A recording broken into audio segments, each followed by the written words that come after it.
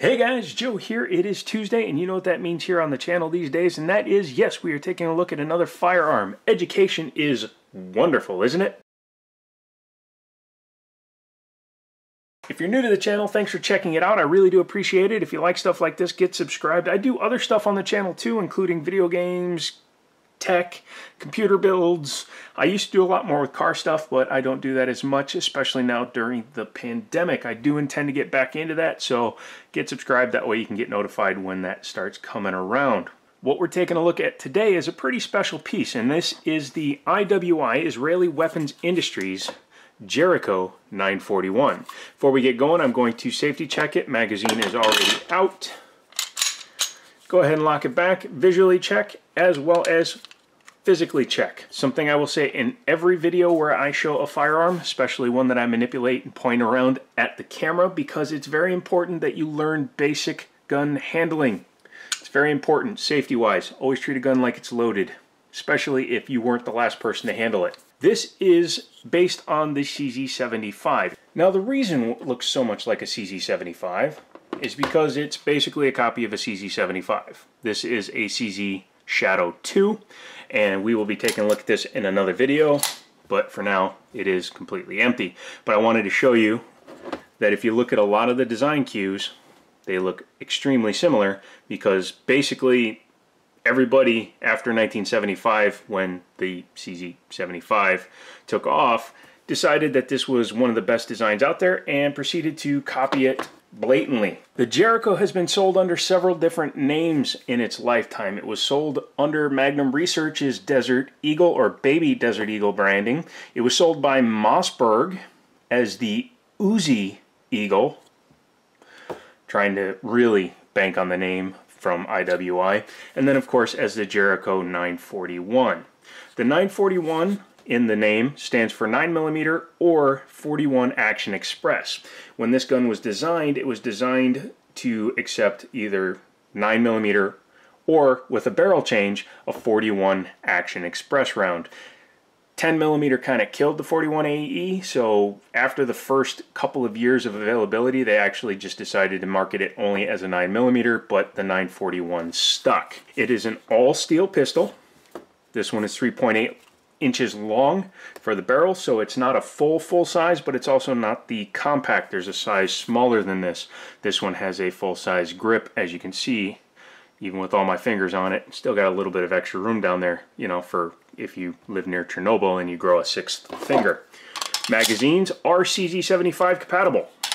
You can see they have the exact same cuts, they're the exact same shape, and they fit in either firearm. I'm not going to dig the one out of the Shadow again because I already put the box away. The most unique identifier of the 75 lineup is the inverted rail system. The CZ75 and the Shadow, the Phantom, which I've owned, you can check one out up there, all use an inverted rail system. A traditional firearm has the slide riding with the rails on the outside of the frame. There's usually frame rails, and then the slide sits on the outside. This one has them on the inside. A couple of things come from that. Number one, it pulls the barrel down farther because you have all this extra mass tucked into the frame, which allows you to get up higher on the pistol. You can see how much higher it goes into my hand compared to where the actual frame rails were. If the frame rails were sitting up here, it would be almost another 1/8 of an inch higher.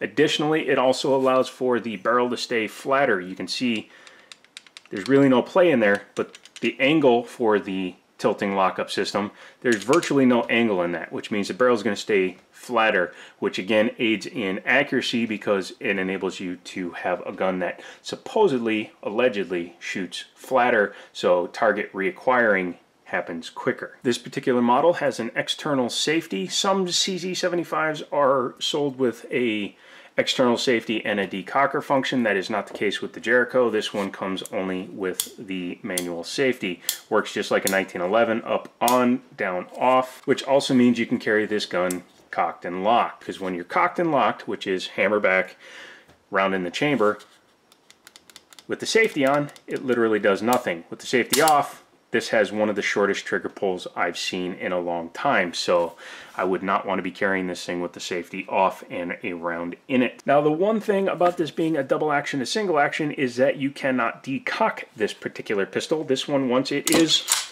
racked, it is live. The only way to drop it into double action mode is to hold the hammer while squeezing the trigger. That kind of maneuver is a little bit more frowned upon than people want to talk about. The chances of it going off are slim, especially if you have a really good grip on the hammer. However, it has happened where somebody was doing that, lost their grip on the hammer, and discharged the firearm negligently. It is a possibility. It's one you have to consider and keep in mind.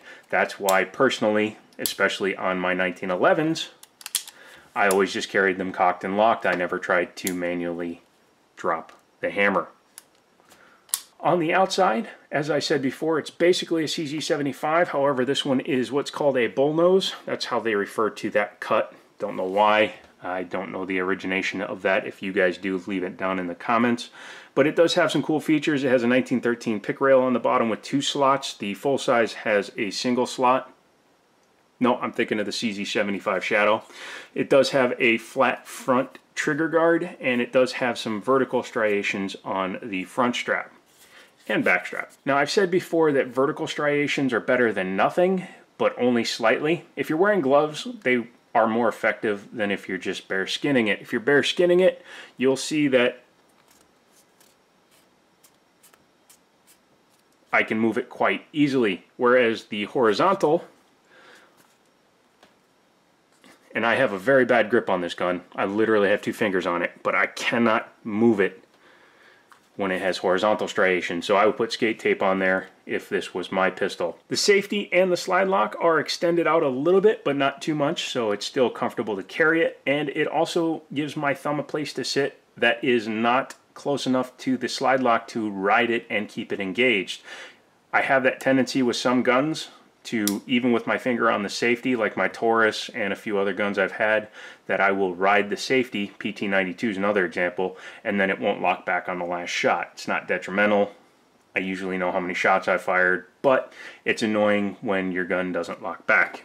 This one is all steel, no alloy, with a plastic grip on it. These do not interchange with the CZ lineup because the screw is down here as opposed to in the middle on ones like the Shadow and the Phantoms. Actually, the Phantom is integrated into the grip because that's polymer. The sights are a 3-dot arrangement. Pretty nice on it. Yeah, taking a look at it there. Pretty easy to get a sight picture there. It is adjustable for windage only by knocking it over, both front and rear. However, there is no elevation modifications available. So now that we've gone over that, let's go ahead and pop the top off of this one. It's just like any other CZ75 clone. You just come back about 1/4 of an inch to line up those 2 dots, and you will push out that slide lock. However, it's very tight on this pistol, so I'm going to use the base of the mag to push it out, or at least start it. Once you start it, you'll need to get something underneath it. This one has no base pad, so I'm just going to use the mag itself and do that. Don't go too aggressively because you could scratch the frame. But once you pull the slide lock slide release out, you literally just pull it right off the gun. We'll take a look at the slide first. The recoil spring is not captive on this version of it. However, it is just your standard locking lug tilting action. This is a little bit different from like a 1911 swinging link, but it is still the exact same functionality. It's just designed to work in a smaller space and not move as much. You can see the keyway where it locks up on the top of the slide. Unlike a 1911, there's no barrel bushing or anything that needs to come out, so it's a little bit easier in terms of parts accountability. You don't have to have a separate bushing and then a separate plunger. This one came in as used, but that thing looks like it's never been fired. So don't know who had this thing, but they must have cleaned it religiously after using it. That's also evidenced by the inside of the frame. You can see how clean it is in there. Very simple mechanism. You have your trigger here, which comes back to here, and it drops the hammer as well as pops up the drop safety, which this gun is equipped with.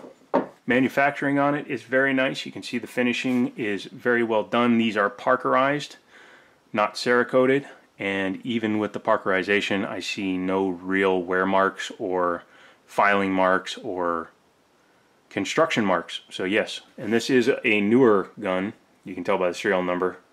A lot of the earlier ones don't have a number prefix on them like this one does. You can also see the rail system and see why it aids in the accuracy as well as the smoothness of the firearm. This is all frame rail. This is all frame rail. This is all rail. So this gun is basically like a bolt.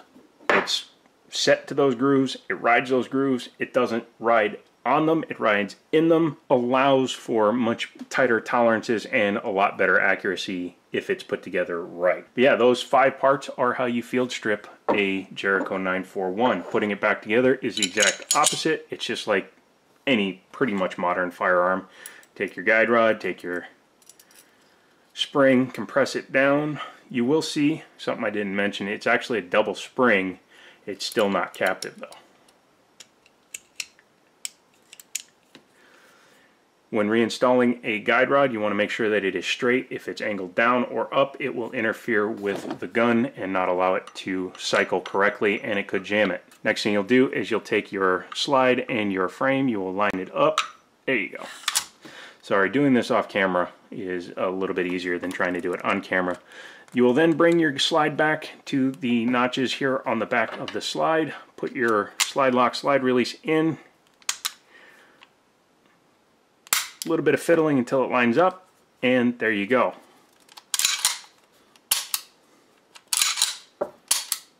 Functionality restored. Let's take a look at the box. Comes in a nice IWI case.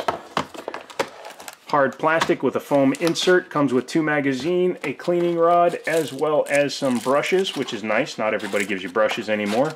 Underneath the foam here, you do have your instruction manuals and your gun lock.